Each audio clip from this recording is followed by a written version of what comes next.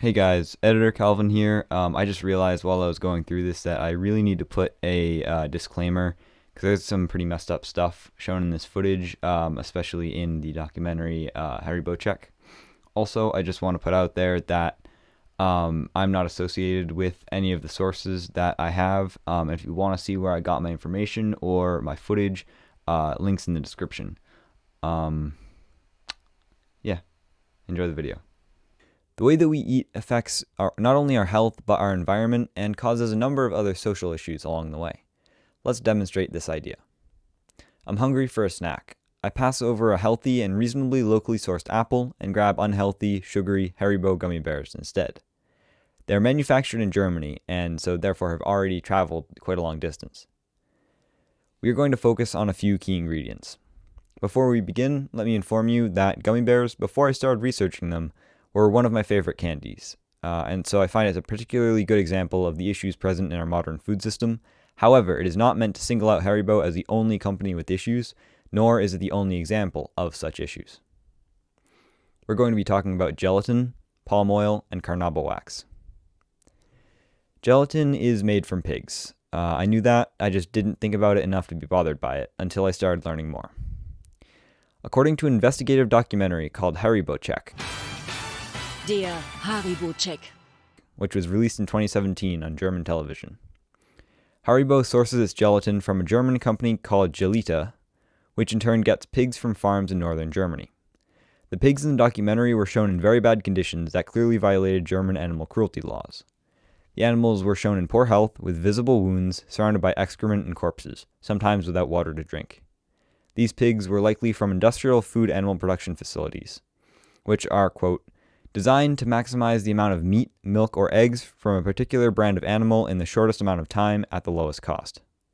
They are also heavily dependent on specially formulated animal feeds, pharmaceutical drugs, fossil fuels, and other inputs to the production system, according to the Johns Hopkins Food System Primer. This type of facility causes large amounts of pollution based on the incredible quantity of feces and urine they produce, and it has been noted that a single IFAP facility can produce as much waste as a small city. This amount of waste is often found contaminating local communities and water supplies, potentially containing parasites, antibiotic-resistant bacteria, drugs, hormones, and heavy metals. Speaking of community health and worker health near IFAP facilities, due to the crowded conditions, pathogens are more likely to spread between animals and from animals to workers, which cause numerous health risks. Respiratory illness is also linked to these facilities, with workers commonly exposed to airborne hazards such as spores, toxins, and animal waste. Animal production is not pretty, but neither is palm oil, which is also found in these gummy bears. Palm oil is an incredibly versatile ingredient. It is found in many products from snack foods to soap and cosmetics. It is the highest yield vegetable oil product, meaning that it needs up to half the land of other vegetable oils and is the cheapest to manufacture, along with having many other appealing qualities. Palm oil is grown in tropical climates, such as in Indonesia. Plantations have historically been replacing dense peat forests and rainforests, which are hugely important carbon sinks, sequestering large amounts of CO2 from the atmosphere. These forests are on the front line of climate change, fighting against rising CO2 emissions, but they are also the natural habitat of orangutans and other species of animals. To regulate this destructive industry, the RSPO was formed. Haribo used 3,251 metric tons of RSPO certified palm oil in 2019. The RSPO, or the Roundtable on Sustainable Palm Oil, is an organization designed to regulate the production of palm oil from growers to consumers and to make sure that the entire chain is sustainable, both environmentally and socially. It currently certifies around 19% of global palm oil, according to their website. However, the RSPO certification, which many companies use as a cure-all to defend their usage of palm oil, is not a perfect system. While the RSPO is an organization that is trying to do the right thing, it does have some areas where it could improve. According to an article published in Nature Sustainability in November 2020, new RSPO certified palm oil plantations in parts of Indonesia had a negative effect on the conditions of subsistence-based villages according to government poverty data, while market-based villages had a marginal positive impact from the plantations. In Indonesia, the interpretation of the RSPO certification means that plantations and mills should, but are not required, to identify secondary socio-environmental impacts of palm oil production. To put all that simply, the RSPO can encourage companies to do the right thing, but cannot force them to do so. An example of this is Haribo. According to their annual communication of progress filed with the RSPO, the company has taken no further action to make the palm oil market more sustainable beyond buying palm oil from RSPO certified sources. So, that's kind of a step in the right direction, but it's basically the bare minimum to avoid scrutiny. If you thought palm oil and gelatin were bad, you might be surprised to learn that these gummy bears were potentially made with human rights abuses. While things hopefully have improved, I haven't been able to definitively figure out if Haribo has changed suppliers. I reached out to them for comment through an email. I've given it, 5 or 6 days. They haven't responded. So I'm just I'll put their response in the video description if they respond. Haribo Czech alleged that as of 2017, Haribo was buying carnauba wax from Brazilian suppliers who treated workers extremely poorly, a contradiction of their ethics statement contained in their annual statement of corporate social responsibility, filed with the Danish government, I believe, which states that, quote, the vendors ensure that raw materials are produced with respect for international conventions and standards, with a special focus on following the current human rights conventions, along with avoiding any form of bribery, corruption, forced labor, and child labor. The footage clearly showed workers producing the wax in horrible conditions, equated by the documentary to modern-day slavery. However, it is worth noting that the workers are not being held captive directly. However, due to poverty, they are left with few options. The workers, some underage and most undocumented, were shown living without sanitation, clean drinking water, or places to sleep, with no set wages or guarantee of being paid for their hard labor in dangerous conditions, with a possibility of earning around $12 USD per day.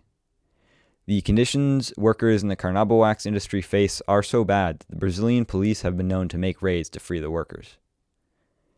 So these gummy bears could potentially be linked to environmental degradation, climate change, animal abuse, and human rights violations. But Haribo is not the only company ever to have issues with its supply chain, and in today's globalized world, looking closely at what makes up many modern products will reveal a long and complicated web of production that likely connects to some shady practices. Candy and highly processed snacks like these gummy bears aren't great for your health in the long term. Diet is an incredibly important factor in human health, and diet-related illnesses include heart disease, stroke, cancer, and diabetes, some of the biggest causes of death worldwide. But when healthy foods are not available, these preventable illnesses become much harder to prevent. High-poverty neighborhoods with low access to healthy and affordable foods are defined by the USDA as food deserts. But as Leah Penniman, a leading farming educator and activist, says, food desert isn't really the right term, and instead uses the term food apartheid due to poverty and access being tied to institutional racism and other factors. I'll play a clip from an interview from Dr. Mark Hyman's The Doctor's Pharmacy podcast that explains it further. Yeah, absolutely. So food apartheid is the right term because, as you mentioned, if you are Black or brown, Latinx, Indigenous, you're much more likely to struggle with diabetes, heart disease, and other diet-related illnesses.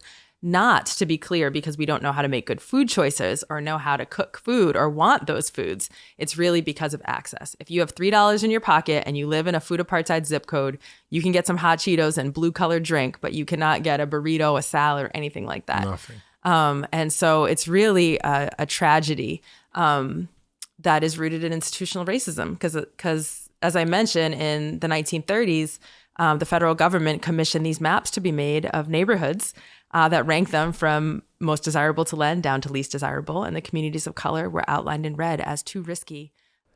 Food is inextricably linked to climate change, human health, social issues, human and animal ethics, and many other issues. But I can't really tell you all this without telling you that there is hope.